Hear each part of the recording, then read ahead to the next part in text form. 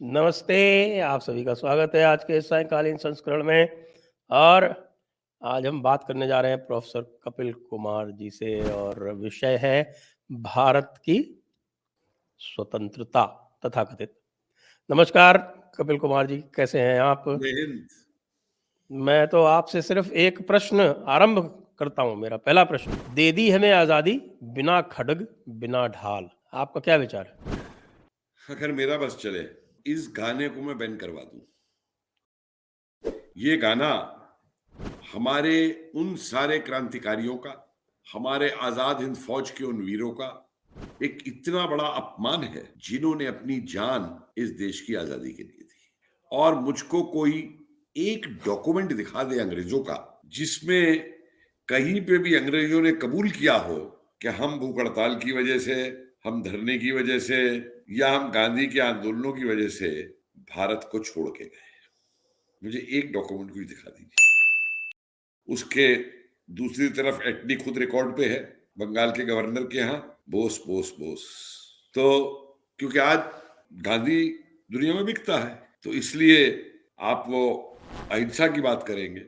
और कितना गांधी अहिंसा के पक्षदार थे, कोई वो भी डिबेट कर ले मेरे से आकर के।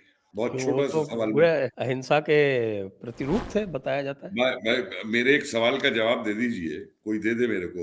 जितने भी ये बड़े अहिंसावादी गांधी को कहने वाले लोग हैं, गांधी ने खुद लिखा है कि खेदा के अंदर जब उन्होंने आंदोलन चलाया था किसानों का, तो वो किसान गांव में उनका स्वागत करते थे माला पहना करके। और उन्हीं गांव के अंदर जब गांधी गए प्रथम विश्व युद्ध में अंग्रेजी सेना में उन्हें भर्ती कराने के लिए, तो वो गांव वाले उन्हें गांव में भी नहीं घुसने देते थे। और मुझे कोई ये समझा दे कि विश्व युद्ध के अंदर सेना में भर्ती करवाना क्या अहिंसात्मक कार्य है?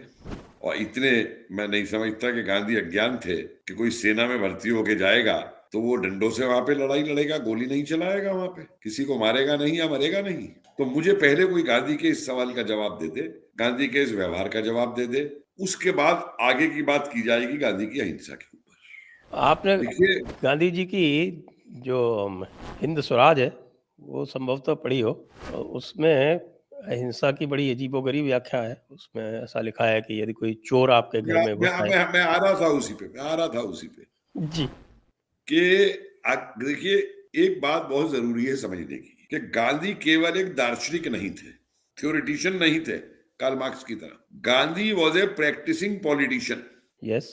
और अगर आप हिस्टोरिकल असेसमेंट किसी व्यक्ति का करेंगे तो फिर उसको दार्शनिक तौर पे वो क्या कहता है, क्या अपनी स्पीच देता है और क्या वो अपने एक्शन में करता है। लोग बड़ा उठाते हैं कि गांधी साहब स्त्रियों के लिए गांधी ने ये किया, गांधी ने ये उत्थान किया। भैया कस्तूरबा से क्या व्यवहार किया? मैं ट्रिब्यून देख रहा था लाहौर कांग्रेस से पहले का, एक जगह गांधी जी भाषण दे रहे थे, शायद करनाल की घटना है, मोस्ट प्रोबेबली करनाल है या गुजरावाला है, मैं स्पष्ट नहीं हो पा रहा हूं, थोड़ा याद नहीं है। तो गांधी जी की स्टेज से नीचे चप्पल रखी हुई थी और चप्पल किसी ने चोरी कर ली। तो इतना बरसे कस्तूरबा के ऊपर कि तुम मेरी चप्पल का भी ध्यान नहीं रख पाई। साउथ अफ्रीका के अंदर उन्होंने कस्तूरबा से क्या व्यवहार किया वो भी दुनिया जानती है, मुझे दोबारा रिपीट करने की उसको जरूरत नहीं है। तो अपने घर में तो मैं स्त्री से व्यवहार करूंगा और बाहर में स्त्रियों का सबसे बड़ा उद्धारक बनूंगा। और एक और उदाहरण देता हूं मैं आपको, हरिजन उद्धार की बहुत बात की गांधी ने। गांधी हरिजन शब्द इस्तेमाल करते थे, आजकल दलित है वो शब्द। देश के अंदर 98% से ज्यादा जो कृषि मजदूर था वो हरिजन था। मुझे एक गांधी जी का भाषण या एक गांधी जी का कोई लिखित स्टेटमेंट दिखा दीजिए जिसमें गांधी जी ने ये कहा हो कि इनकी मजूरी बढ़ाई जाए या इनका जो शोषण जमींदार करते हैं वो शोषण इनका रोका जाए। उल्टे फैजाबाद में 1920 वाला 21 वाला जब आंदोलन अवध में चलता है तो वहां भाषण देते हैं कि you must bear if the zamindar torments you, we are fighting a bigger zamindar. और पूरे किसान आंदोलन आपके सामने है, गांधी का रवैया कि इनको मसीहा बना दिया गया किसानों का। चंपारण भी जब ये जाते हैं तो खुद लिख रहे हैं कि I have come on a fool errand, कि इसको राजकुमार शुक्ल को रास्ता तक नहीं मालूम चंपारण का। अरे जो आदमी चंपारण से 3 बार कांग्रेस के अधिवेशनों में जाकर के और हाथ जोड़ रहा है कांग्रेसियों के आगे कि चलो चंपारण और देखो वहां पे किसानों का क्या हाल है, और गांधी को लेके आता है और गांधी लिखते हैं I have come on a fool's errand. This man doesn't even know the way to Jabbar. ये क्या डोरिटी है? और अगर गांधी की जो आपने हिंद स्वराज और उसकी बात की अभी कई कई डेफिनेशंस की, तो गांधी के हिसाब से तो किसी को मानसिक तौर से भी प्रताड़ित करना अहिंसा है, शाब्दिक रूप से भी किसी को प्रताड़ित करना अहिंसा है जी। मानसिक रूप से प्रताड़ित थे, उनके ऊपर जो हिंसा हो रही थी उस पे गांधी का क्या विचार है? और खुद उन्होंने मानसिक हिंसा कितने लोगों को पहुंचाई होगी मुझे बताइए। जतिन दास ने 63 दिन की भूख हड़ताल के बाद में अपनी जान दी थी लाहौर की जेल में गांधीयन तरीके से, और जब उस पर कमेंट करने को गांधी को कहा गया तो उनका क्या जवाब था? मुझसे कमेंट करने को मत कहो, तुम्हें मालूम है मैं क्या कहूंगा। क्या ये उन युवकों के लिए, ये क्या जतिन के साथियों के लिए जिन्होंने गांधीयन तरीका अपना लिया था, ये उनका मानसिक रूप से उनको प्रताड़ित करना नहीं था कि तुम गांधीयन तरीका भी अगर अपनाओगे तो भी मैं कमेंट नहीं करूंगा उसके ऊपर, तो भी वो गलत है। माई वे और द हाईवे। और एक बात मुझे और बताइए, मैं सवाल पूछना चाहता हूं लोगों से। गांधी का जो तरीका रहा लड़ाई का कह लीजिए, आंदोलन का कह लीजिए, अंग्रेजों से जो भी रहा, सन 46-47 का जो हिंसा है, क्या वो हिंसा उसका एक लॉजिकल आउटकम नहीं है? क्या पार्टीशन की हिंसा को आप उनके संघर्ष के तरीके से अलग करके रख सकते हैं? जब देश का विभाजन होना था, क्या पूरे संकेत नहीं आ चुके थे कि विभाजन पे क्या होगा?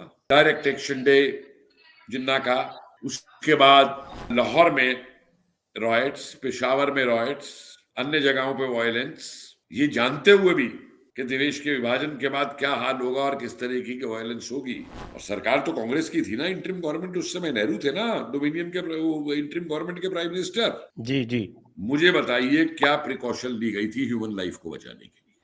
और एक और एग्जांपल आपको देता हूं।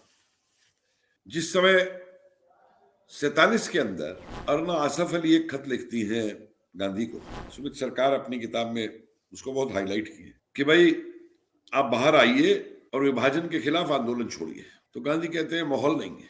अरुणा फजली कहती है और आपको क्या माहौल चाहिए? हर जगह स्ट्राइक हो रही है, हर जगह हिंदू मुसलमान मिलकर लड़ रहा है।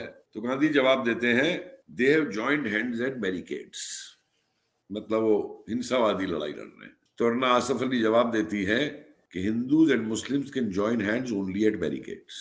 तो आपने पाकिस्तान के खिलाफ आंदोलन छेड़ने को ये कह के रिजेक्ट कर दिया कि वो अहिंसावादी नहीं है, लेकिन जब पाकिस्तान से हमारा युद्ध चल रहा है 47 के अंदर, तब गांधी का स्टेटमेंट देखिए क्या है। गांधी लिखते हैं, अखबारों में छपा उस समय और कलेक्टेड वर्क्स ऑफ गांधी में मौजूद है कि मुझे बड़ी इस बात की खुशी है कि हिंदू और मुसलमान मिलकर के पाकिस्तान से लड़ रहे हैं इस युद्ध में और मर रहे हैं, जो ये साबित करता है कि हिंदू और मुसलमान एक होके लड़ सकते हैं।